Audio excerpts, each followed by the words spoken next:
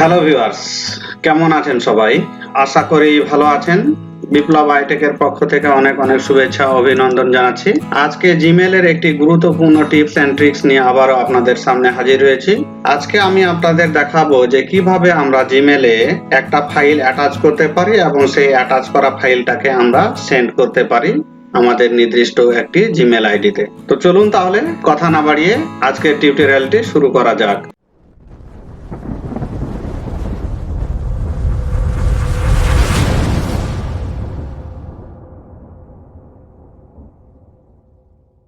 তো ছোট্ট একটা ইন্ট্রোর পরে আবারও স্ক্রিনে আসলাম।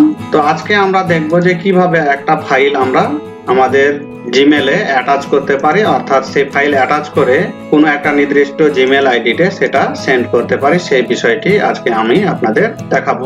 তাহলে সেই কাজটি করার জন্য আমরা একটা জিমেল ওপেন করব। তো সেই জিমেলে লগইন করার পর আমরা প্রথমে কম্পোজ মেলে একটা ক্লিক করব। কম্পোজ মেলে ক্লিক করার পর আমরা এখানে দেখতে পাচ্ছি যে আমাদের জন্য সেন্ডের অপশন চলে আসছে। তো প্রথমে আমরা এখানে ইমেল আইডি একটি লিখব।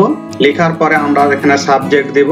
সাবজেক্ট দেওয়ার পর আমরা এখানে যদি কোনো কথা লিখতে চাই তাহলে এখানে লিখবো, আর যদি না লিখতে চাই তাহলে লেখার প্রয়োজন নাই। তো আমাদের যে কাজটি আজকে সেটা হচ্ছে আমরা কিভাবে একটা ফাইল অ্যাটাচ করতে পারি। তো সেই কাজটি করার জন্য আমাদের যে অ্যাটাচমেন্ট অপশন আছে, এই অ্যাটাচ ফাইলে একটা ক্লিক করব। অ্যাটাচ ফাইলে ক্লিক করার পর আমাদের সেই ডকুমেন্টস বা সেই ফাইলটি কোথায় আছে সেই ফাইলের লোকেশনে আমাদেরকে নিয়ে যাবে। তো সেই ফাইলটা খুঁজে বের করে সেই ফাইলের উপর ক্লিক করে আমাদের যে ওপেন বাটন আছে এই ওপেন বাটনে একটা ক্লিক করব। ওপেন বাটনে ক্লিক করার পর আমাদের এখানে এই ফাইলটি আপলোড হবে।